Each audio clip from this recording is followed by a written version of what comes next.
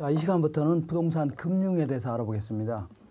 자, 금융이라는 표현 자체는 자금의 융통을 줄여서 금융이라는 겁니다. 자금의 융통이다.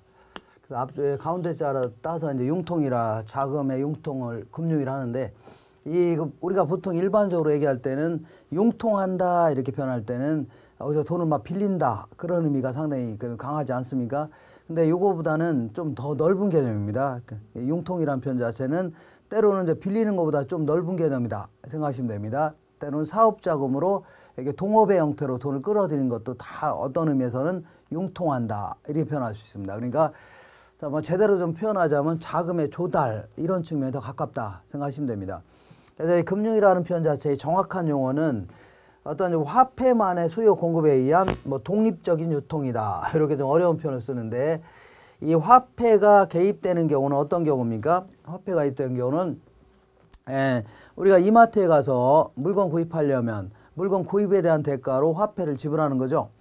학원에 가서 내가 그 교육 서비스를 받으려고 한다. 그러면 교육 서비스 받은 대가로 화폐를 지불하죠. 이런 식으로 이 화폐의 본연의 기능이 뭐냐면 재화나 서비스를 거래하는 과정에서 매개 수단으로 활용하려고 했던 게 화폐입니다. 근데 이 금융은 그게 아닙니다. 금융은 재화나 서비스에 개입 없이 뭐만요? 화폐만 왔다 갔다 하는 거 있죠. 이거를 금융이라 생각하시면 됩니다. 그러면 얘는 좀 돈이 좀 여유가 있는 자, 자금의 수요자라고 해볼게요. 자금입니다. 자금이 필요로 하는 자. 얘는요, 자금이 좀 여유가 있는 자. 여기서 자금의 공급자라 이렇게 해볼게요. 자금의. 그러면 수요자, 공급자가 있는데, 자, 이제 둘이 친구라고 쳐볼게요. 갑이라는 거가 을이 있는데, 갑이 이러는 거, 을한테 그러는 겁니다. 야, 친구야, 나 돈 좀 빌려달라. 빌려달라는 게 뭐 대여한다 이렇게 하는 거죠. 그럼 뭐 친구지간에는 한 뭐 2만 원 뭐 빌려줄 수 있는 거죠. 말로만. 아니면 이럴 수도 있겠네요. 을한테, 야, 친구야, 내가 지금 갈비집 하려고 하는데, 자, 갈비집을 하려고 하는데 나는 한 1억 정도 있어야 되는데 나는 7천만 원밖에 없다. 그러니까 네가 을아, 네가 3천만 원 정도를 출자해달라 이렇게 할 수도 있겠네요. 자, 출자라는 표현 자체는 어떤 자본금의 형태로 좀 내라 그런 얘기입니다. 이것도 말이 좀 어렵네요. 그냥 쉽게 얘기하면 동업 비스름을 하자는 얘기죠. 그래갖고 나중에 이익이 생기면 뭐 7대3 나눠 갖자. 나중에 장사 안 되면 7대3 까져 나간다. 나중에 만약에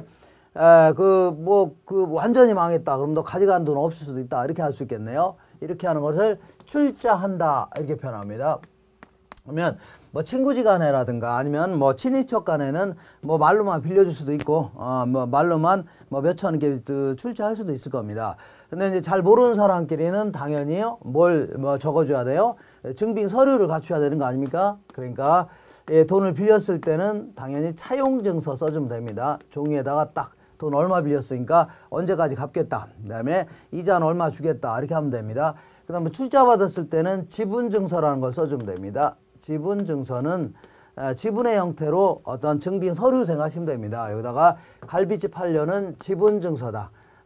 갑은 7천만 원, 을은 3천만 원 서로 이제 사인할 수 있죠. 이렇게 해서 이런 걸 전부 다 이제 지분증서를 해주면 돼요. 넓은 의미에. 근데 요거를 유가증권의 형태로도 발행할 수 있습니다. 유가증권이 뭐냐면 우리 수표같이 생긴 게 이제 수표 같은 게 다 유가증권인데, 이 종이에 화폐적인 가치가 표창돼 있다 표현합니다. 화폐적인 가치가 표창돼 있어 갖고 이게 마치 거의 현금처럼 쓰이는 겁니다. 이걸 나중에 돈 급하면 이거 돈하고 땅에 타이는 게 팔 수도 있다는 얘기입니다. 이러한 유가증권을. 자, 이러한 형태를 유가증권이다. 그래서 자, 돈을 빌렸을 때는 채권이라는 유가증권을 발행할 수도 있는 겁니다. 채권. 그래서 갑이라는 사람이 을한테 100만 원 정도 빌리면서, 자, 갑이 발행하는 채권을 발행할 수 있습니다. 유가증권의 형태로. 그래서 이 채권상에는 만기가 있습니다. 만기 언제 갚겠다. 그 다음에 이자는 얼마 주겠다. 매년 혹은 매월 얼마 주겠다. 이렇게 써 있겠죠. 그래서 이거. 근데 이게 만기가 언제냐면 2020년 5월이라고 쳐볼게요. 그러면 2020년 5월 달까지 기다렸다가 이제 을이 가서 이제 돈 받아내면 되는 겁니다. 채권을 들고 가서. 근데 그 전에 얘가 갑자기 돈 급할 수 있죠. 그러니까 요 채권을 병한테 뭐 하면 이 채권을 팔 수 있는 거 아닙니까? 갑이 발행한 채권을 팔고 한 이자 포함해서 100만 원 정도 받을 수 있는 거죠. 이자는 별도로 받고 그 기간별 이자 있을 거 아닙니까? 이렇게 하는 겁니다. 그러면 이제 채권상의 금액은 이제 병이 받을 권리가 있는 겁니다. 그러면 병이 2020년까지 기다렸다가 받아내면 되는 거죠. 이러한 형태를 채권이라는 겁니다. 근데 이때 이 채권을 누가 발행하느냐에 따라 좀 명칭이 좀 달라집니다. 보통 이제 국가나 지방자치단체 이런 데서 발행하거나 뭐 공공기관 있죠. 정부 투자기관 이런 데서 발행하는 거를 보통 이제 공채다 하집니다. 공채. 특히 이제 국가가 발행하는 것을 보통 이제 국채라고 합니다. 한국은행이 통화량 조절 목적이라든가 아니면 기타 재정 수입의 조달 목적으로 이렇게 발행하는 거를 국채다. 지방자치단체가 발행하는 것을 뭐 지방채 이렇게도 얘기합니다. 근데 회사도 이걸 발행할 수 있는데 이걸 회사채 줄여서 사채라고 합니다. 그러니까 요거.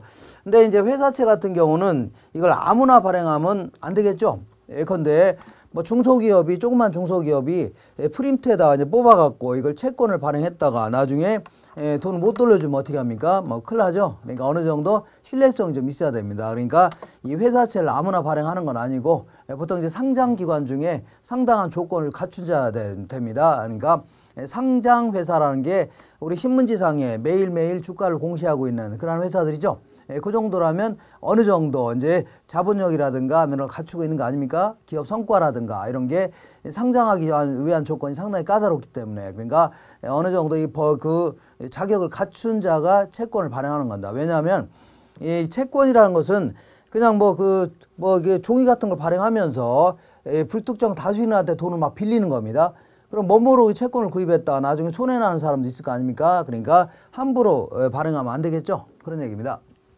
그 다음에 자 돈을 출자받았을 때는 주권을 발행할 수 있습니다. 주권은 뭐 주식을 얘기하는 겁니다. 이 주권이라는 것은 어떤 뭘 얘기하는 거냐면 소유자의 몫을 표창하는 유가증거입니다. 소유자의 몫. 그러니까 어떤 회사가 있는데 A라는 회사가 총 10만 주를 발행했다. 그런데 내가 인터넷 들어가서 10주를 갑이라는 사람이 구입했으면 얘는 10만 분의 10만큼 주인의 형태로 참여한 겁니다. 그렇기 때문에 이 회사가 장사가 잘 돼서 이익이 생겼다. 그러면 당연히 10만 분의 10만큼은 누구한테 줘야 돼요? 갑한테 줘야 되는 겁니다. 회사가 쫄딱 망했다. 뭐 거의 그럼 빚부터 먼저 다 갚아야 되죠. 그럼 남는 재산을 자녀 재산이다. 그러면 자녀 재산에 대해서 10만 분의 10만큼 누구한테 줘야 된다고요? 갑한테 줘야 되는 겁니다. 그러니까 소유자의 몫을 표창하는 유가증권이다. 이렇게 생각하시면 됩니다. 자, 주인의 몫을 표창한다. 얘는 그러니까 채권과 주권은 엄격히 틀린 겁니다. 채권은 돈을 빌린 다음에 나중에 갚겠다고 약속한 유거증권이라면 얘는 뭐라고요? 소유자의 몫을 표창하는 겁니다. 주인의 몫. 그렇기 때문에 주인의 형태로 참여한 거기 때문에 회사가 운영이 안 되면 얘도 뭐라고요? 돈을 투자한 돈뿐만 아니라 전혀 돈을 못 받을 수도 있다는 얘기입니다. 이렇게.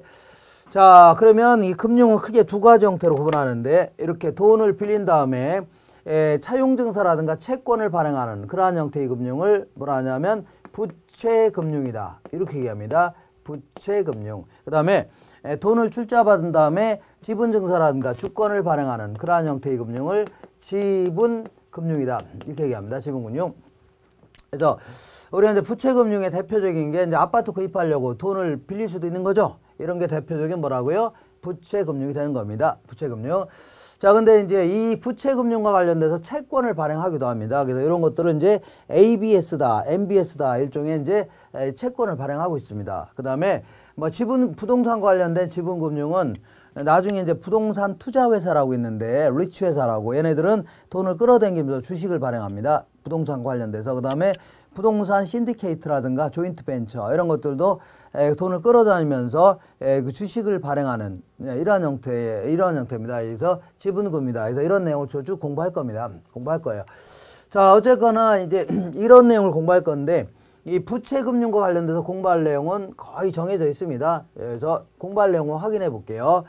자, 부채금융과 관련돼서 공부할 내용은 돈을 빌렸을 때 이자는 어떤 식으로 적용할 것인가, 이자율의 적용 방식 이런 걸 좀 알아볼 겁니다. 두 번째는 돈을 빌렸을 때 원금 이자는 어떤 식으로 갚아 나갈 건가, 원리금을 상환하는 방식이 있는데 이것도 좀 알고 계셔야 됩니다. 그 다음에 이 부채금융 관련해서 좀 어려운 얘기가 뭐냐면 대출채권의 유동화 제도입니다.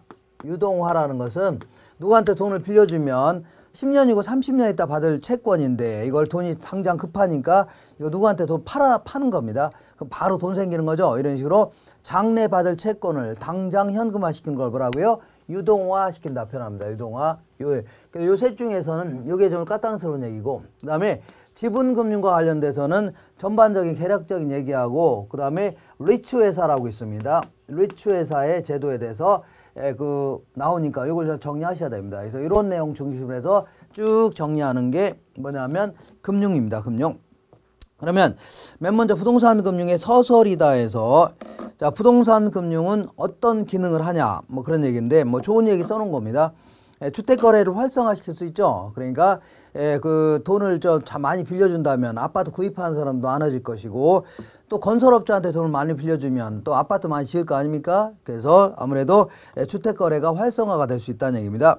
그 다음에 자가주택의 공급이 확대된다. 우리가 이제 가장 부동산 금융하면 일반적으로 뭐 보통 협의하면 보통 부채금융을 주로 얘기합니다.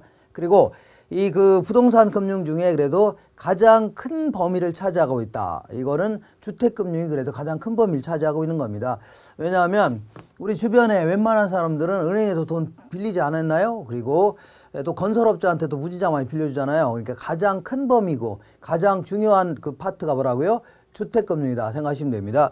그래서 이제 그러니까 또 어떤 기능을 하냐면 자가주택의 공급이 확대될 수 있는 거죠. 그러니까 그전에는 자, 돈을 못 빌릴 때는 내 집 마련하기 힘들었는데 지금은요, 돈을 좀 일부를 빌려서 아파트 구입하니까 내 집 마련의 기회가 커진다는 얘기입니다. 그 다음에 그전에는 돈을 안 빌려줬을 때는 안 빌려준다고 쳐볼게요. 그러면 집 구입하려면 몇십 년 동안 아니면 뭐 몇십 년이 뭐예요? 그냥 자, 평생을 벌어도 뭐 몇 억짜리 아파트 구입하기 힘들죠. 근데 이제 지금 상당 부분 빌려준다고 쳐볼게요. 그러면 약간의 돈만 있어도 아파트 구입할 수 있으니까, 저축을 꼬박꼬박 해서 나도 아파트 한번 구입해보자. 이런 식으로 저축도 유도할 수 있고, 그 다음에 정부 입장에서는 각종 뭐 입주자 저축이다. 뭐 이런 형태로 해서 주택자금을 조달할 수도 있는 겁니다. 자, 그 다음에 또한, 그 경기를 조절하는 기능도 하고 있습니다. 그래서 주택 경기가 지나치게 침체다. 그럴 경우는 주택금융을 좀 확대시킬 필요도 있고, 지나치게 과열이다. 그럴 경우는 또 주택금융 좀 대출을 좀 축소시켜서 그 시장을 좀 잠재울 필요가 있다. 그런 얘기입니다. 그 다음 주거의 안정이다 해서 한 20, 30년 뭐 전월세만 살아봐요. 그러면 아무래도 새 들어 살고 있으면 주거가 좀 불안하죠. 근데 내 집을 마련하게 되면 안정적인 주거 생활을 할 수 있다. 그런 얘기입니다. 자, 우리가 이제 보통 일반적으로 이제 금융하면, 보통 협의회 금융하면 주로 뭘 얘기한다고요? 부채 금융을 주로 얘기한다. 이 생각하시면 됩니다. 그리고 부동산과 관련된 금융은 아파트 구입하려고 돈 빌릴 수 있는 거죠. 이런 게 이제 부동산과 관련된 부채 금융입니다. 근데 그 중에서 자, 주택과 관련된 금융이 가장 큰 범위를 차지하고 있다. 이렇게 생각하시면 됩니다. 주택과 관련된 금융.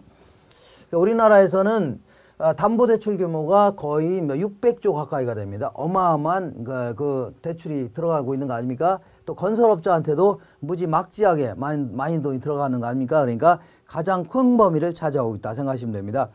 그럼 부동산 금융의 원칙이라는 게 뭐냐? 별 말이 없으면 주로 이제 주택과 관련된 부채 금융을 주로 생각하시면 됩니다. 자, 이 원칙이라는 게 대출이 원활해지려면 어떤 원칙이 필요하냐? 그런 얘기입니다. 요거는 일종의 이제 정부 입장에서는 무주택자들이 안정적인 주거 생활을 할 수 있도록 도와주자는 얘기죠. 그런 측면이 상당히 강합니다. 그래서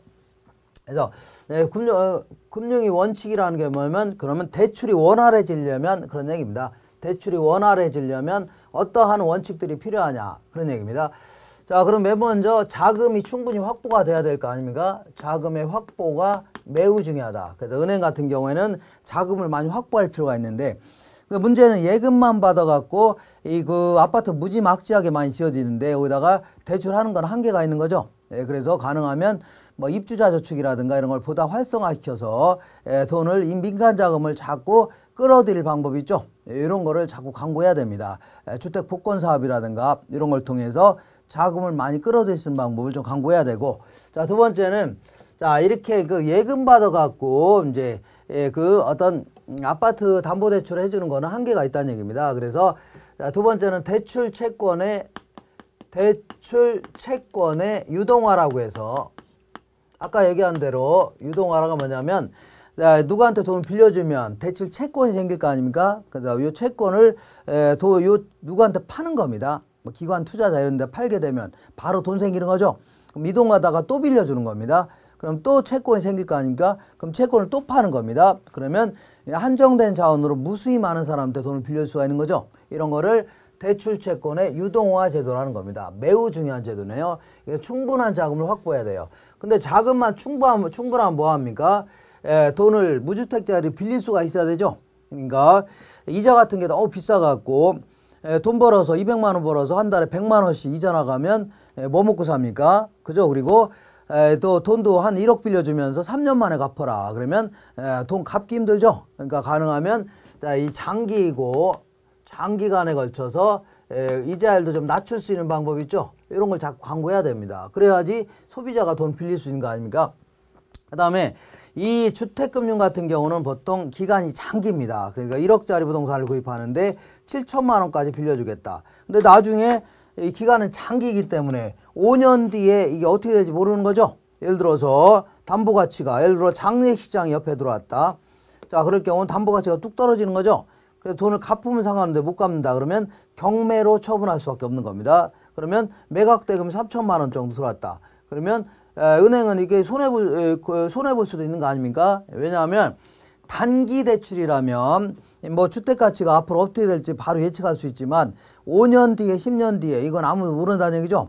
그러니까 은행 입장에서는 이러한 장기 대출을 자꾸 꺼려할 수도 있겠네요. 그러면 무주택자들이 돈 빌리기가 힘들어질 거 아닙니까? 그래서 자, 어떤 형태로든 채권을 보존할 수 있는 방법을 강구할 수밖에 없다는 얘기입니다. 채권을 보존한다는 얘기는 이렇게 보존이라는 얘기는 빌려준 돈을 자, 은행이 충분히 회수할 수 있게끔 여러 가지 형태로 그 제도를 마련할 수밖에 없는 겁니다. 그래서 우리나라 같은 경우는 특히 이제 무주택자들, 저소득층들한테 돈을 빌려주는 그러한 형태의 금융 같은 경우는 정부에서 상당히 요거를 지원을 좀 해줍니다.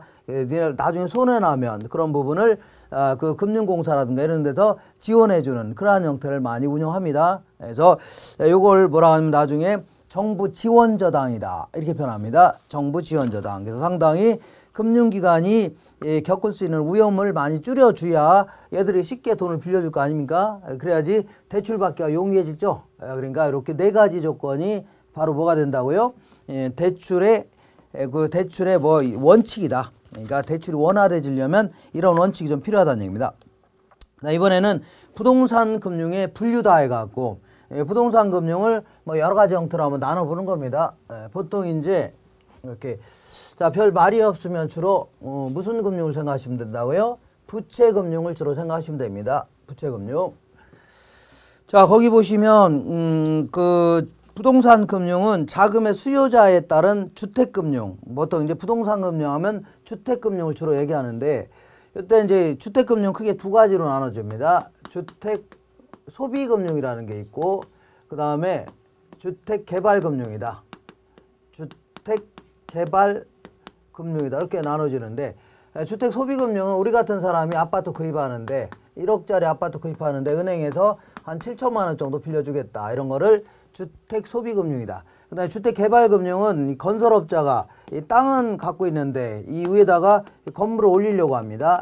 건물을 올리는데 이 건축비를 빌려주는 거 있죠. 요거를 주택개발금융이라는 겁니다. 이때 이제 주택소비금융 같은 경우는 요번에 7천만 원 빌려주면서 요번에 구입하려고 하는 주택 있죠. 요걸 담보로 잡고 돈을 빌려줍니다. 그래서 요걸 저당대부다. 이런 형태로 좀 돈을 빌려줍니다. 저당권을 설정하면서 빌려준다는 얘기죠. 저당대부다. 그래서 나중에 돈 못 갚으면 요 부동산을 경매 처분해서 회수하려고 할 겁니다. 근데 요거는 이제 개발금융 같은 경우는 물론 갖고 있는 토지를 담보로 잡는 건 확실하지만 주로 이제 수천억 원에 소요되는 건축비를 빌려주겠다는 얘기입니다. 토지 가액에 비해서 어마어마하게 높은 건축비를 빌려주는 그런 형태입니다. 그래서 이거를 건축대부다 이렇게 표현합니다. 양자간은 좀 차이점이 있는데 주택 소비금융 같은 경우는 보통 계약 기간이 장기입니다. 그래서 한번 빌려주면 뭐 10년이고 30년에 걸쳐서 회수하는 그런 형태가 일반적입니다. 그리고 이자율이 좀 낮습니다. 저리다.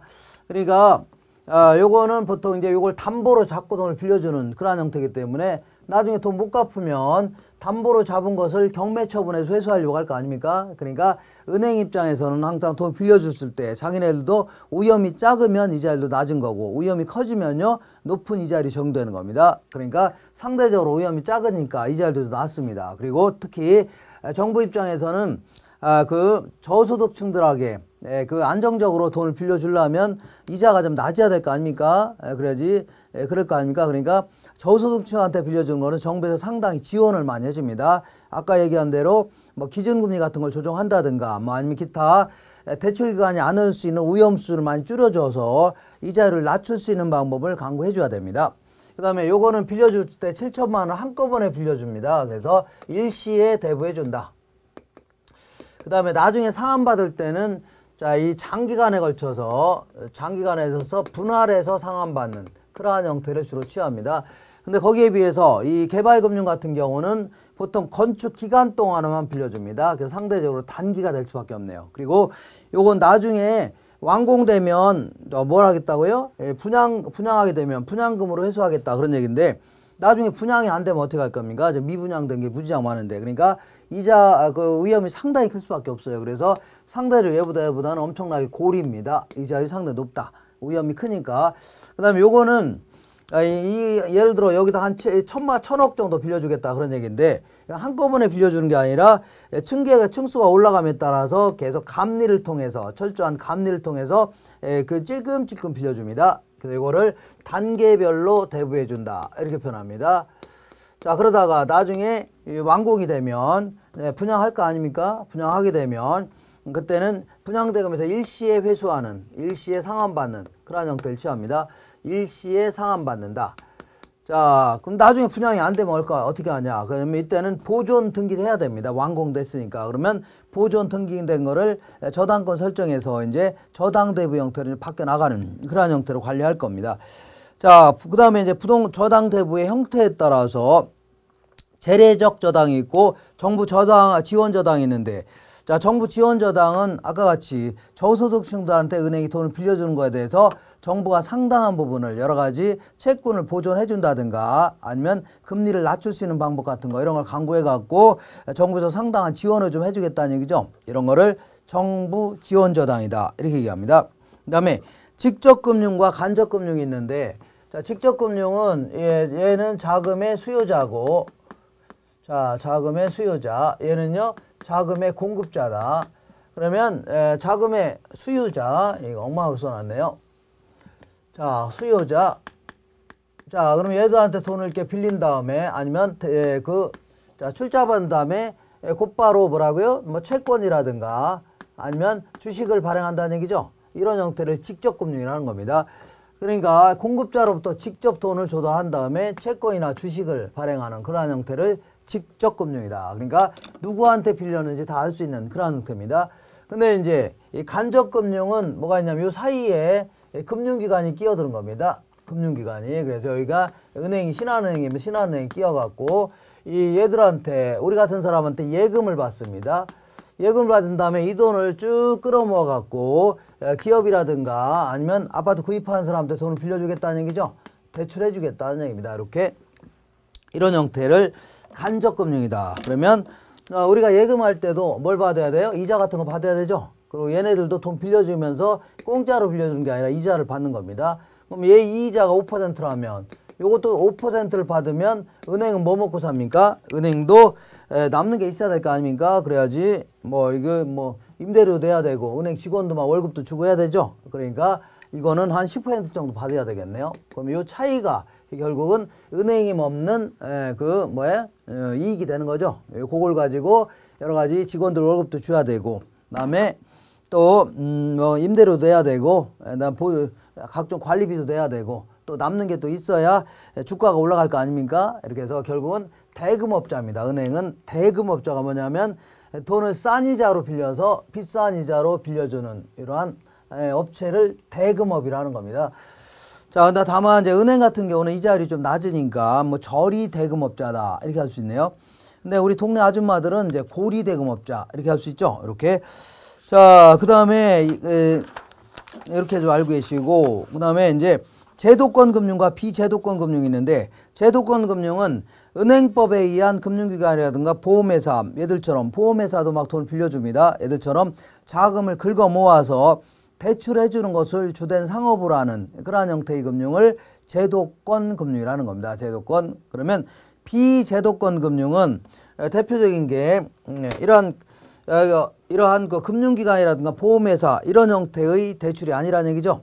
예를 들어 전세제도 이런 게 대표적인데, 내가 이제 1억짜리 아파트를 구입하면서 전세금 7천만 원 전세 끼고 아파트를 구입한 겁니다. 전세 끼고 전세입자가 있다는 얘기죠. 그럼 이런 식으로 이제 1억짜리 아파트를 구입했다. 그럼 내 돈 얼마 들어간 거예요? 3천만 원 들어간 거고, 그러면 7천만 원은 요거는 어떻게 한 거예요? 결국은 세입자한테 빌린 돈입니다. 빌린 돈. 나중에 갚아야 될 거 아닙니까? 갚아야 되겠죠? 그러면 근데 이거는 이자는 안 줘도 되는 겁니다. 왜냐하면 그 대신 여기에 거주하게 하는 거 아닙니까? 이것도 일종의 금융 아닙니까? 왜냐하면 7천만 원 빌린 거니까 세입자한테. 그 다음에 여기 뭐가 있냐면 이 아파트가 완공도 되기 전에 이 건설업자는 미리미리 계약금, 중도금 막 받아 챙길 수 있죠. 이거는 아파트가 지금 뭐 완전 있지도 않은 아파트에 대해서 막 그 돈을 미리 받은 거 아닙니까? 그럼 결국은 완공될 때까지 돈을 빌렸다고 생각하시면 됩니다. 예. 근데 요거는 이자는 줄 필요 없습니다. 건설업자 입장에서는. 왜냐하면 이런 건 선분양이라 하는데, 선분양 같은 거 하게 되면 분양가가 좀 쌉니다. 그래서 그걸로 해결하는 겁니다. 그래서 나중에 이제 건물이 완공되면 건물하고 이제 맞바꾸게 되는 겁니다. 빌린 돈하고 맞바꿨다고 생각하시면 됩니다. 이렇게 잔금까지 해결하면서. 그 다음에 단기 금융시장과 장기 금융시장이 있는데, 단기 금융은 돈을 빌려주면서 그 만기가 1년 이내라는 얘기입니다. 1년 미만 이런 거를 단기 금융이라는 거고, 장기 금융시장은요 1년이 넘어간다는 얘기죠. 이런 시장을 장기 금융시장이다. 자, 단기 금융시장의 대표적인 게 이제 콜시장이라든가, 콜시장은 국민은행이 있는데, 우리 어떤 지점이 있는데 돈이 갑자기 급하다 그러면 주변에 있는 뭐 신한은행이라든가 이런 데서 잠깐 돈을 빌릴 수 있는 거죠. 그때 이제 적용되는 금리를 콜금리라는 거고, 그러한 시장을 콜시장이다 이렇게 표현합니다. 이것도 콜금리 같은 걸 전부 다 그 정부에서 다 정해줍니다. 한국은행에서. 그러니까 지들 마음대로 정하면 안 됩니다. 그 다음에 보통 어음 할인 같은 거 있죠. 이런 것도 일종의 보통 1년 이내에 어음 대금을 갚아나가는 그런 형태를 취합니다. 그러니까 단기 금융시장이다 이렇게 생각하시면 됩니다. 자, 지금부터 저당 관련 기초 용어다 해갖고, 자, 이자율이 뭐예요? 이자율은 내가 은행에 가서 예금한 다음에 거기에 대해서 이자를 받으려고 하는 이유가 뭐냐면, 나는 그 돈을 1년 동안 그 돈을 못 쓰죠. 못 쓰니까 화폐에 대한, 시간에 대한 대가로 받으려고 하는 게 뭐예요? 이게 이제 이자다 생각하시면 됩니다. 이자. 그래서 지금 안 쓰고 미래에 쓴 거에 대한 시간에 대한 대가 있죠. 선호가치. 이거를 이자다. 그러면 내가 예금액 대비해서 이자가 받은 거에가 차지하는 비율이죠. 요거를 이자율이라는 겁니다. 1억을 예치했던 1년 동안에 얘네들이 500만 원 줬다. 그러면 5%를 벌한다고요? 이자율이다. 이렇게 알고 계시면 돼요. 융자 원금이 있고 융자 잔금이 있다. 요거는 순전히 원금만 가지고 따지는 겁니다. 원금. 그러니까 내가 뭐가 있냐면 여기 10,000원을 빌렸다. 그럼 10,000원을 원금이라는 겁니다. 근데 1년 동안에 3,000원을 갚았다는 얘기죠. 요거를 뭐라 하냐면 상환액 해줍니다. 상환액. 요거를 상환했다 해서 상환액이다. 그 다음에 나머지 그 7,000원 아직 못 갚았네요. 요거를 당연히 상환의 반대는 미상환액이죠. 미상환액이다. 근데 요거를 다른 말로 잔고다. 아니면 잔금이다. 이런 표현도 씁니다. 그러니까 자, 이거는 잔금 비율은 뭐예요? 원금 중에 잔금이 차지하는 비율이죠. 70%를 못 갚았네요. 이거를 잔금 비율이다. 이렇게 해주는 겁니다. 자, 그 다음에 융자 비율이 있는데, 융자 비율, 그 다음에 뭐가 있냐면 총부채 상환 비율 이런 게 있는데, 이거 좀 알아보겠습니다. 자, 요거는 이렇게 한번 보겠습니다. 원래는 예전에는 이거를 대부 비율이다. 대부 비율. 이걸 영어로는 LTV 이렇게 얘기합니다. 이렇게 해서 순전히 얘는 어떻게 하냐면 부동산 가치 대비, 부동산 담보 가치로 합니다. 가치 대비 대출액이 차지하는 비율. 이렇게 해서 이제 돈을 빌려줬습니다. 이거를 대부 비율, 융자 비율, 대출 비율 똑같은 표현입니다. 우리 투자론에서 맨 끝에 한 거. 자, 그래서 예컨대 대부 비율을 어떻게 한다고요? 50%까지 적용하겠다. 50%까지 적용하겠다는 얘기는 1억짜리 아파트를 구입한 사람한테 최대 얼마까지 빌려주겠다는 얘기요? 5천만 원을 빌려주겠다 그런 얘기입니다. 5천만 원. 그러면 대부 비율을 완화시킨다. 그 얘기는 예를 들어 한 70%까지 적용하겠다는 얘기입니다. 70%. 그 얘기는 1억짜리 부동산을 구입하는 사람한테 얼마까지요? 7천만 원까지도 빌려주겠다. 이런 거를 대출 완화시킨다 표현합니다. 완화. 그래서 예전에는 거의 이렇게 담보 가치만 보고 돈을 빌려줬다는 얘기죠. 담보 가치만 보고 빌려줬는데 IMF가 터지면서 이 담보 가치가 폭락하기 시작했다는 얘기죠. 그러니까 주택 시장이 엉망이 되면서 주택 가치가 막 턱도 없이 막 떨어지기 시작했던 겁니다.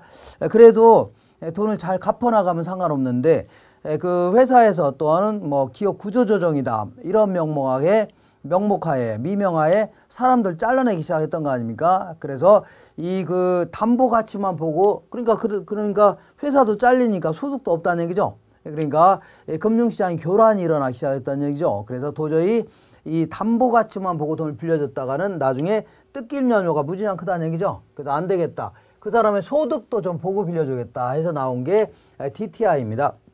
하여튼 여기서는 L이라는 것은 론이라는 얘기입니다. 론은 스피드론, 카드론 할 때 대출액을 얘기하는 거고 2는요 대비, 그 다음에 value 해주면 부동산 가치를 얘기합니다. 영어는 거꾸로 해석하시면 돼요. 부동산 가치 대비 대출액이 차지하는 비율, 부동산 가치 대비 대출액이 차지하는 비율, 요거를 대부 비율이다.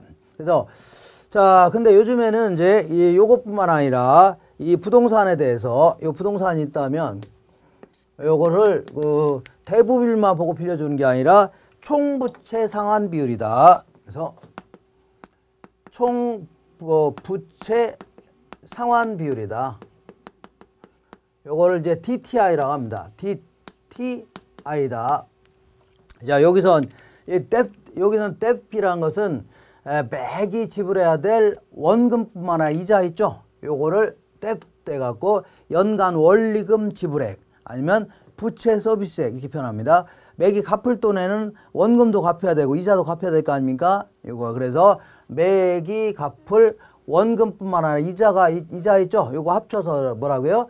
부채 서비스액, 연간 원리금 지불액 이렇게 얘기합니다.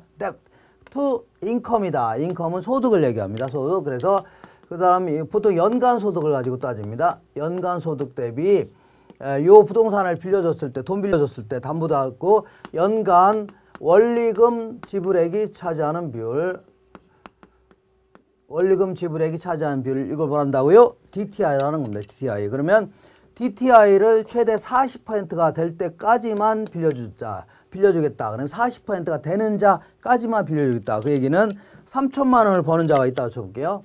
3천만 원을 버는 자가 있는데 이자가 돈 벌어서 은행한테 준 돈이 너무 많으면 못 갚을 수 있는 거 아닙니까? 그래서 3, 4, 12에서 얼마라고요? 최대 1200만 원이 되는 자까지만 빌려주겠다는 얘기입니다. 1200만 원. 이거 이상 넘어가는 자들은 안 빌려주겠다는 얘기입니다. 그리고 나중에 계산할 때도 1200만 원이 될 때까지의 대출액 있죠? 요걸 충족하는 최대 대출액이 되는 겁니다. 근데 여기서 근데 이제 만약에 DTI를 완화시키겠다. 그 얘기는 이걸 만약에 60%까지 적용하겠다. 그 얘기는 60%. 그러면 368에서 얼마라고요? 1800만 원이 되는 자까지도 빌려주겠다는 얘기입니다. 그래서 돈 벌어서 그 은행한테 준 돈이 많은 자도 이렇게 빌려주겠다. 그런 얘기입니다. 근데 여기서 연간 원리금 지불액은 요번에 요 담보대출로 인하여 매년 지불하는 원간 원리금 지불액을 얘기합니다. 근데 이 사람이 이것뿐만 아니라 그 전에 뭐 다른 대출 받은 거 있을 수가 있는 거죠. 그래서 다른 대출 받은 게 있을 수가 있겠네. 신용대출이라든가 뭐 다른 담보대출 받은 게 있다면 담보대출 그런 거 있다면 기타 부채가 있다면 기타 부채에 대해서는 이자를 여기다 포함시킵니다. 이자를 여기다 포함시켜야 돼요. 신용대출 받은 거라든가 다른 담보대출 같은 거는 그때 거기 뭐라 하면 돼요? 그 은행에서 뭐 담보로 자꾸 빌려준 거니까 그 처분해서 회수하면 될 겁니다. 그렇지만 그 이자 나가는 거 있죠? 이자 나가는 거는 여기다가 이제 감안해서 이제 결정합니다. 이렇게 해서 이자 나가는 것 정도만. 자, 그리고 여기서 연간 원리금 지불액은 우리 이제 매기 지불해야 될 그 원리금 준등상환액을 가정합니다. 보통 계산할 때는 원리금 준등상환액을 가정해서 대출액에다가 뭘 곱하라고요? 저당상수를 곱하는 겁니다. 저당. 그래서 우리 그 투자론에서 공부한 거 있죠? 그래서 별 말이 없으면 매기 원리금 준등상환을 가정합니다. 이렇게 해서 이렇게 계산한 대출액과 이렇게 계산한 대출액 중에 둘 중에 작은 금액을 빌려주겠다 그런 얘기입니다. 둘 중에 작은 금액을 빌려주겠다 이렇게 나옵니다. 이렇게. 자, 그러면 자, 계산 문제를 한번 풀어보겠습니다. 계산 문제 거기 19회 때 나온 기출문제 포기했습니다. 자, 거기 1번 보시니까 서울에 거주하는 A가 다음과 같이 시중은행에서 주택을 담보로 대출을 받고자 할 때 A가 받을 수 있는 최대 대출 가능 금액은 이렇게 되어 있네요. 자, 먼저 대출 승인 기준을 보니까 담보 인정 비율은 60%까지 빌려주겠다. 얘는 얼마까지예요? 60%까지 빌려주겠다. 그 다음에 소득 대비 부채 비율을 다른 말로 총부채 상환 비율을 하는 겁니다. 40%까지 빌려주겠다. 얘기입니다. 그래서 이렇게 계산한 대출액과 이렇게 계산한 대출액 중에 작은 금액을 빌려주겠다는 얘기입니다. 작은 금액. 그래서 서울 소재 주택의 담보 평가 가격은 5억이랍니다. 얘는 얼마라고요? 5억이랍니다. 5억. 그러면 자, LTV를 충족하는 대출액은 얼마라고요? 5, 6, 30에서 3억이라는 얘기죠. 그래서 요거를 LTV만 가지고 빌려줄 때는 3억까지 빌려주겠다 그런 얘기입니다. 근데 A의 연간 소득은 6천만 원이랍니다. 6천만 원이다. 그러면 자, 위쪽에 위의 금액이 얼마가 돼야 돼요? 위의 금액이 4, 6, 24에서 2,400만 원이 돼야 됩니다. 2,400만 원이 될 때까지만 빌려주겠다는 얘기입니다. 이렇게. 근데 보니까 근데 이 사람이 사업자금을 대출받은 게 연간 1,200만 원 부채이자 나가는 게 있다는 얘기죠. 1,200만 원 나가는 게 있다. 그러면 결국은 4, 6, 24에서 위 분모가 얼마가 돼요? 2,400만 원이 돼야 되는데 이미 기타 부채이자로 1,200만 원 나가는 게 있으니까 여기 해당되는 연간 원리금 지불액은 1,200만 원이 돼야 됩니다. 1,200만 원이 될 때까지만 빌려주겠다. 그리고 1,200만 원이 될 때까지가 최대 대출액이 되는 겁니다. 그러면 그때의 연간 저당상수는 0.12라고 했죠? 0.12다. 그러면 이 대출액을 계산할 수 있네요. 그러면 1,200만 원 나누기 0.12 해주니까 이거 얼마예요? 1억이 될 겁니다. 1억. 자, 그러면 LTV를 충족하는 대출액은 3억. DTI를 충족하는 대출액은요? 1억. 그래서 둘 중에 작은 금액인 1억을 빌려주겠다는 얘기입니다. 그래서 이거 약간 좀 어렵진 하지만 나중에 연습하시면 좀 할만할 겁니다. 이렇게 여기다 그대로 집어넣으시면 돼요.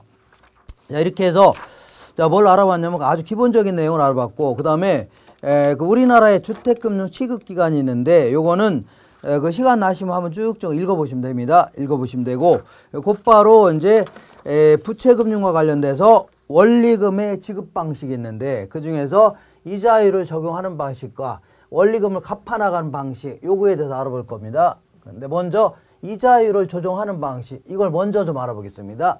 이자율을 어떤 식으로 조정할 것인가 영어를 이자율 조정 방식이다 이렇게 줍니다. 잠깐 지울게요. 이거 자, 요거 보시니까 잠깐요. 자, 뭐가 있냐면 이자율과 관련된 얘기를 좀 알아보겠습니다. 이렇게 처음 할 때는 약간 어렵게 느낄 수 있는데 좀 하다 보면 할만합니다. 1억을 빌렸던데 약정금리는 5%라고 쳐볼게요. 5%인데 자, 몇 년 지나니까 물가가 무진장 올랐습니다. 물가가 무진장 올랐다. 자, 이 인플레가 심해졌다는 얘기죠. 그러면 인플레가 심해졌다는 얘기는 똑같은 화폐로 물건을 많이 구입을 못하게 된 거 아닙니까? 그러다 보니까 화폐 가치가 하락했다 이렇게 표현합니다. 화폐 가치. 근데 화폐 가치가 뚝 떨어졌음에도 불구하고 처음에 약속된 금리는 5%를 그대로 받기로 한다. 이거를 고정금리 제도로 하는 겁니다. 고정이자율 제도 혹은 고정금리 제도. 그러면 결국은 화폐 가치가 뚝 떨어진 걸로 이자를 받으니까 이거 누가 손해보냐면 은행이 손해보는 겁니다. 은행이. 그래서 이때는 은행을 대출자라고 하죠. 대출자가 위험을 부담한다. 이렇게 표현합니다. 대출자가 위험을 부담한다. 자, 물론 이때는 인플레가 발생한 경우고 만약에 거꾸로 디플레가 발생한다 그러면 오히려 은행이 이득을 볼 수 있는 거죠. 그러니까 위험이라는 게 뭐냐면 자기가 기대치에서 이렇게 벗어날 가능성이 크다 이런 거 위험이 크다 하는 거고, 벗어날 가능성이 그다지 크지 않다 이런 걸 위험이 작다 하는 거 아닙니까? 근데 일반적으로 인플레가 발생하는 상황이니까 자, 이 그 은행이 이제 이런 경우는 손해 보는 게 일반적이겠네요. 인플레. 근데 안 되겠다. 원래 약정 금리는 5%인데 요거를 한 7% 정도 올려서 받겠다. 이렇게 하는 거를 변동 이자율 제도다. 변동 금리 제도라는 겁니다. 그러면 결국은 인플레에 따른 위험을 보통 인플레가 발생하는 상황이라면 인플레에 따른 위험을 원래는 대출자가 부담해야 되는데 요거를 이자를 올리면서 차입자한테 넘긴 거죠. 그러니까 결국은 이러한 위험을 고스란히 누가 부담한다고요? 차입자가 이걸 부담할 수밖에 없는 겁니다. 그래서 차입자가 인플레에 따른 위험을 부담한다. 이렇게 변합니다. 차입자가. 자, 그러면 여기까지 가져간다는 얘기고, 그러면 요거를 5%를 초기 약정금리다 이렇게 해주는데, 은행에 가면은 자, 이 그 고정금리로 빌려주는 상품도 있고 대출금리도 그 변동금리로 빌려주는 상품도 있고, 어떤 거는요 선택이 가능한 상품도 있는데, 내가 선택이 가능한 상품으로 대출 받으려고 갔죠. 그래서 그 직원이 그럴 겁니까? 그럴 거죠. 고정금리로 빌려드릴까요? 변동금리로 빌려드릴까요? 그러면 나는 이것들이 변동금리로 빌렸다가는 이것들이 툭 하면 올릴 수 있는 거 아닙니까? 그래서 안 되겠다. 고정금리로 빌려주세요. 이렇게 할 수 있는 거죠. 예, 그러면 그 제 직원이 그럴 겁니다. 고정금리로 빌리시게 되면은 변동금리보다 초기 약정금리가 높습니다. 이렇게 나올 겁니다. 왜 그런가 한번 보겠습니다. 왜 그런가? 자, 고정금리가 됐든 변동금리가 됐든 실질금리가 있을 겁니다. 얘도 뭐라고요? 실질금리. 이 실질금리는 앞으로 인플레이션이 전혀 없다고 가정했을 때 금융기관이 받으려고 하는 이자율 있죠? 이걸 뭘 한다고요? 실질금리라는 겁니다. 인플레가 전혀 없다고 가정했을 때 금융기관이 받으려고 하는 이자율, 예를 들어서 이게 한 5%라고 쳐볼게요. 5%. 근데 나중에 이거는 인플레가 없다고 가정한 건데 나중에 인플레가 발생하면 어떻게 할 거냐? 보통 인플레가 발생하는 게 일반적이니까. 그러면 어떻게 할 거냐? 그러면 얘는 건들지 못하죠. 근데 얘는 그때 가서 올리면 될 거 아닙니까? 그러니까 이거는 아주 막 기분이 안 좋네요. 그죠? 얘 안 되겠다. 얘 같은 경우는 아예 처음부터 빌려줄 때 예상되는 인플레율이 있다면, 예상되는 매년 인플레율이 있다면, 예를 들어 매년 한 2% 정도 인플레가 예상된다. 그러면 이걸 감안해서 7%를 결정하려고 할 겁니다. 그래서 예상된 인플레까지 감안한 거를 명목금리다 이렇게 표현합니다. 근데 얘는 그럴 필요 있어요, 없어요? 없다는 얘기죠. 왜냐하면 나중에 실제 인플레가 발생하면 그때 올리면 될 거 아닙니까? 그러니까 당연히 대출 시점에는 고정금리가 뭐보다 높다고요? 변동금리보다 높을 수밖에 없다는 얘기입니다. 그러면 그렇다고 해서 고정금리로 빌려줬을 경우는 금융기관은 손해가 안 나냐? 그래서 위험이 없어지냐? 천만에요. 자, 예상되는 인플레율을 2%를 감안했는데 실제 인플레가 더 커질 수 있는 거죠? 더 커지면 예를 들어서 한 4%로 커졌다고 쳐볼게요. 4%. 그러면 얘는 요 처음에 약속사인 금리는 얼마였다고요? 7%였을 거 아닙니까? 그러면 얘는 건들 수 있어요, 없어요? 없으니까 결국은 은행이 먹는 이자율이 3%로 줄어드는 겁니다. 3%로 이렇게. 그러니까 결국은 예상되는 인플레를 감안했다 하더라도 나중에 실제 인플레가 달라진다면 그때는 금융기관이 결국은 그러한 위험을 다 부담할 수밖에 없는 겁니다. 이렇게 이게 이제 고정금리 제도입니다. 근데 이제 고정금리를 그 다음에 이제 그 고정금리에서는 그 금리를 이제 붙여 나가는 그 형태가 자 이렇게 해서 몇 가지 좀 요 얘기를 좀 정리할 필요가 있습니다. 고정금리에서는 자 원래 이제 그러니까 이 예상된 인플레를 감안했다 하더라도 위험이 없어지는 게 아니라 예상되는 인플레를 잘못 감안하게 되면 실제 인플레가 더 커지거나 작아질 수 있죠. 그러면 그러한 위험을 다 누가 부담한다고요? 대출자가 부담한다 그런 얘기입니다. 이렇게. 자, 이때 고정금리와 관련돼서는 고정금리로 예컨대 7%로 빌려줬는데 그럼 만약에 여기서 시장금리라는 게 뭐냐면 자, 이 그 실제 인플레에 따라 변동되는 시장 평균금리를 얘기합니다. 실제 인플레에 따라 변동되는 시장의 시세금리죠. 요게 5%로 하락했다고 쳐볼게요. 그러면 그 은행 입장은 신났네요. 좀 이자가 많이 떨어졌는데도 불구하고 높은 이자를 받고 있죠. 그러니까 은행은 무지장 신났는데 신나는 것도 잠깐입니다. 왜 그러냐면 차입자 입장에서는 어떻게 하다 보니까 7%로 돈을 빌리긴 했는데 이거를 다른 은행에서 돈 빌리면 싼 이자로 빌릴 수 있는 거 아닙니까? 그래서 근데 이게 높은 이자를 주고 있으니까 막 손해가 막심하네요. 때마침 이제 컴퓨터에 핸드폰에 고금리가 있으면 자기가 갚아주겠답니다. 그래서 전화했더니 아니나 다를까 지네들이 빌려주겠답니다. 그래서 다른 애에서 빌려서 갚을 수 있는 거죠. 결국은 은행 입장에서는 조기 상환 위험이라는 겁니다. 조기 상환 위험이다. 자, 그래서 이 건 내에 안정적인 수를 얻으려고 7% 빌려줬더니 얼마 있다 갚았다는 얘기죠. 이런 걸 뭐라 한다고요? 조기 상환 위험이라는데, 자, 이런 위험을 줄일 수 있는 방법은 너 왜 만기까지 빌려가놓기로 하고 일찌감치 갚았냐 해서 조기 상환 수수료 같은 거 있죠. 이런 걸 부과하는 방법이 있겠네요. 이번에는 시장 금리가 9%로 올랐다고 쳐볼게요. 그러면 이번에는 은행 입장에서 볼게요. 어떻게 하다 보니까 7%로 빌려주긴 했는데 요거를 좀 당장 다른 사람한테 빌려주면 얼마라고요? 9%의 높은 이자로 빌려줄 수 있는 거 아닙니까? 근데 7%밖에 못 받고 있으니까 손해가 막심하네요. 이거 왜 이런 형태가 되냐면 요 예상되는 인플레이를 감안했는데 여기는 얼마를 감안했다고요? 예상되는 인플레이를 감안했던 거 아닙니까? 근데 실제 인플레가 더 커져서 그런 겁니다. 실제. 그럼 아까 금융기관이 손해본다고 했죠? 그게 별로 이렇게 표현한 겁니다. 요게 결국은 실제 인플레가 더 커지는 바람에 발생하는 일종의 어떤 이자율과 관련된 위험이라 해서 이자율 위험이다. 이렇게도 표현합니다. 이것도 요거하고 구별하기 위해서 이거를 이자율 위험이다. 이렇게 표현합니다. 그래서 이런 위험을 좀 줄일 수 있는 방법은 별로 없습니다. 다만 차입자가 돈 얼른 갚으면 비싼 이자로 빌려줄 수 있지만 차입자가 돈 갚으려고 안 하겠죠. 왜냐하면 지금 남들보다 싼 이자로 쓰고 있는데 뭐하러 갚으려고 합니까?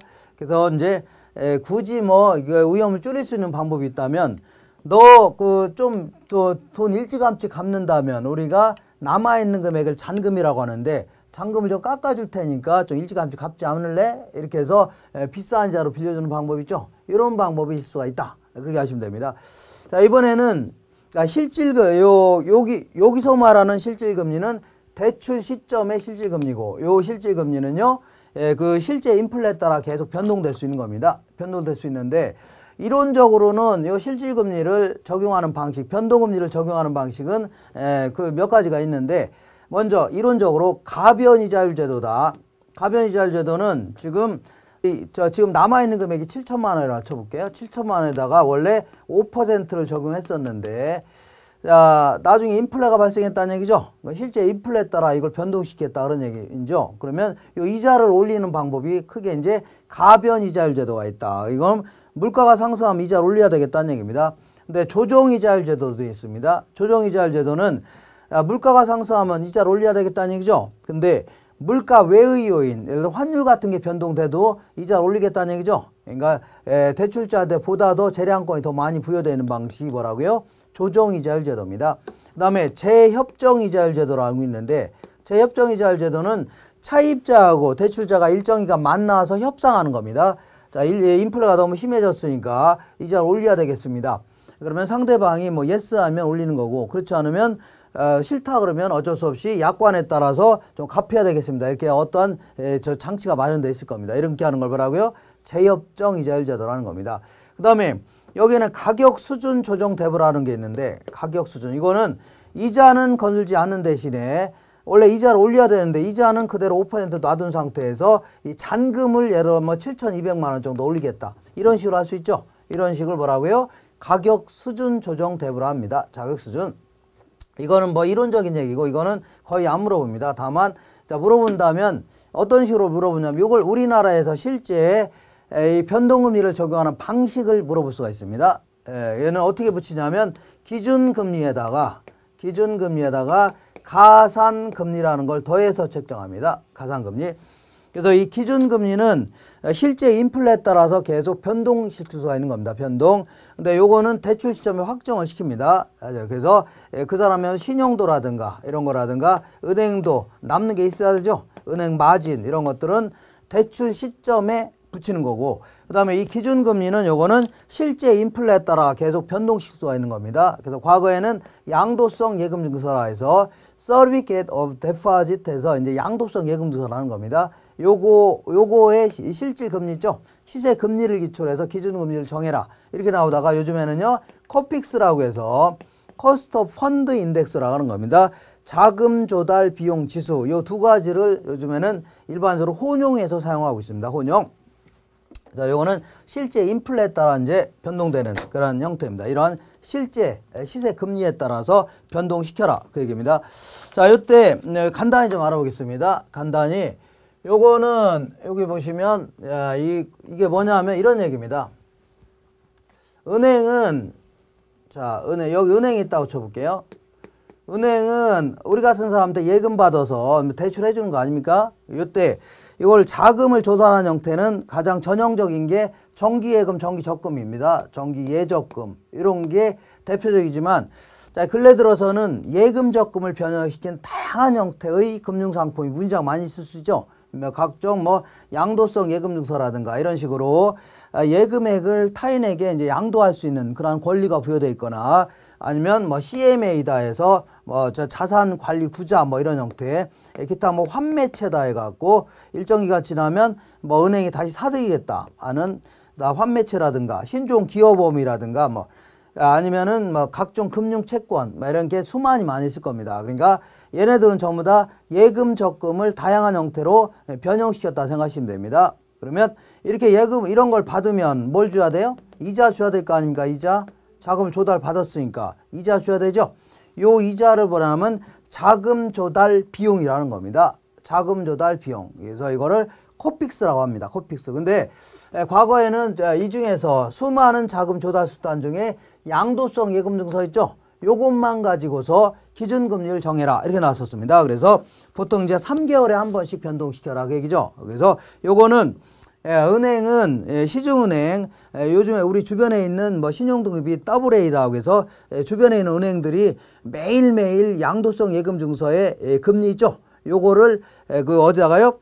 금융투자협회에다 보고합니다. 그러면 금융투자협회에서 이거를 매일매일 이렇게 통계를 내서 이거를 그 91일 만기 CD금리를 평균 낸 다음에 그거를 공시하게 되면 매일매일 공시합니다. 그걸 기초로 해갖고 3개월에 한 번씩 변동시키도록 이렇게 하고 있습니다. 그래서 자, 근데 요거는 아무래도 그 수많은 금융상품 중에 주로 뭐만 가지고요? 양도성 예금증서만 가지고 하는 거기 때문에 그리고 또 요거는 보통 양도성 예금증서는 무기명입니다. 무기명. 그러다 보니까 보통 기업 입장에서 자금 세탁용으로 굉장히 많이 쓰는 게 바로 양도성 예금증서입니다. 그래서 요거는 뭐 자금 세탁이 많아지면 금리가 막 갑자기 올라갈 수 있고 그렇지 않으면 확 떨어질 수가 있기 때문에 금리 변동폭이 상당히 큽니다. 이렇게. 그러다 보니까 요때는 금리 하락기 때는 상당히 유리하지만 금리 상승기 때는 무진장 올라갈 수 있습니다. 그러니까 어쨌거나 하락기 때는 유리할 수도 있겠네요. 이렇게 굉장히 내려가면 끝없이 내려갈 수 있다는 얘기죠. 근데 이제 코픽스라는 것은 Cost of Fund Index라고 해갖고 요거는 이제 수많은 자금 조달에 대한 비용 있죠. 요걸 근거로 하는 겁니다. 그래서 요거는 3개월, 6개월, 9개월, 12개월 이렇게 해서 여러 가지 형태로 변형시킬 수 있도록 이렇게 하고 있습니다. 그래서 요거는 9개 은행의 조달, 우리 주변에 있는 9개 은행에 대해서 이게 모든 조달에 대한 금리 있죠. 요거를 은행연합회한테 좀 보고합니다. 그러면 은행연합회에서 한 달에 한 번 정도 이제 통계를 내서 이렇게 이제 그 매달 15일 날 이렇게 공표를 합니다. 그러면 그걸 기초로 해갖고 금리를 책정해야 됩니다. 근데 요거는 수많은 금융수단을 기초로 한 거기 때문에 금리 변동 폭이 이렇게 작을 수밖에 없네요. 상대적으로. 그래서 이때는 금리 상승기 때는 얘는 상당히 뭐 무지장 올라갈 수 있지만 얘는요 크게 안 올라갈 수 있다는 얘기죠. 그러니까 금리 상승기 때는 유리할 수 있습니다. 그리고 하나만 더 한다면 요거는 코픽스는 이제 두 가지 형태로 운영합니다. 그래서 이렇게 잔액 기준과 뭐가 있다고요? 그 신규 취급액 기준이 있는데 그래서 잔액 기준과 신규 취급액이 있는데 이때는 뭐냐면 잔액 기준은 그 금융기관이 갖고 있는 은행에다 은행 예금액 있죠. 은행에서 예금 받은 거 모든 예금액이 있을 거 아닙니까? 옛날에 예금 받은 것도 있고 이걸 요걸 기초로 해서 공시하는 거고, 신규 취급액은 보통 이제 최근에 신규로 취급한 예금 있죠? 요걸 기초로 하는 겁니다. 그러다 보니까 요때 요걸 금리 하락기 때라고 하는데, 금리 하락기 때는 자, 최근에 예를 들어서 그 예금액을 받은 거 있죠? 그걸 기초로 해서 평균을 내니까 금리가 낮을 수밖에 없는 겁니다. 그런데 잔액 기준은 옛날에 예금 받은 거 있죠? 금리가 높을 때 요것도 이제 포함해서 평균을 내니까 요때는 자, 금리 하락기 때는 신규 취급액이 훨씬 더 유리합니다. 요즘에 취급했던 은행 예금액만 가지고 금리를 책정하니까. 근데 반대로 금리 상승기 때는요. 자, 신규로 취급한 거는 최근 예를 들어 한 달 정도에 취급했던 거는 금리가 상당히 높겠죠? 금리가 상당히 높을 수밖에 없습니다. 근데 잔액 기준은 옛날에 예금 받은 것도 다 통계를 내니까 금리 상승기 때는 잔액 기준이 훨씬 더 유리하다는 얘기입니다. 그래서 이렇게 해서 이제 깊이 있게 물어보지는 않습니다. 다만 우리 시험에서는 어떻게 해요? CD라든가 코픽스 형태 두 가지 형태를 혼용해서 사용하고 있다. 이 정도만 물어봅니다. 이렇게 해서 자세한 것들은 뭐 자세히 안 물어보니까 그래서 이 정도 정리하시면 됩니다. 다음 시간에는 원금 이자를 갚아 나가는 방식을 좀 알아보겠습니다.